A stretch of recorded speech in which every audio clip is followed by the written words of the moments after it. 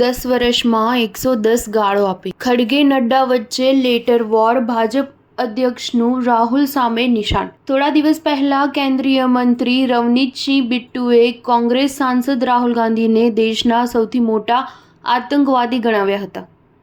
આ મામલે કોંગ્રેસ અધ્યક્ષ મલ્લિકાર્જુન ખડગેએ પીએમ મોદીને પત્ર લખ્યો હતો, જેમાં ખડગેએ આ કેન્દ્રીય મંત્રી વિરુદ્ધ કાર્યવાહીની માંગ કરી હતી. તો બીજેપી અધ્યક્ષ જેપી નડ્ડાએ પણ પત્ર લખ્યો.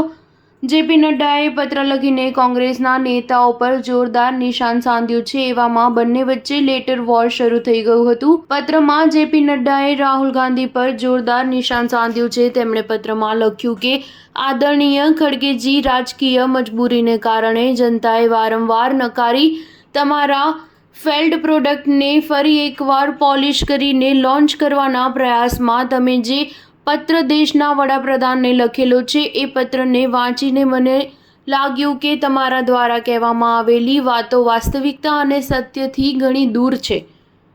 બીજેપી અધ્યક્ષે આગળ લખ્યું, તે રાહુલ ગાંધીની માતા સોનિયા ગાંધી હતા, જેમણે મોદીજી માટે મોતના સોદાગર જેવા અપશબ્દનો ઉપયોગ કર્યો હતો.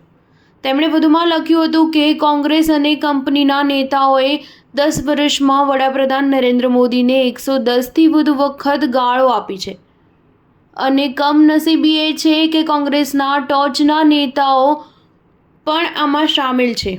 એક તરફ તમે રાજકીય સચ્ચાઈની વાતો કરી રહ્યા છો અને બીજી તરફ તમારા નેતાઓની રાજકીય ઇતિહાસ તો એકદમ અલગ જ છે.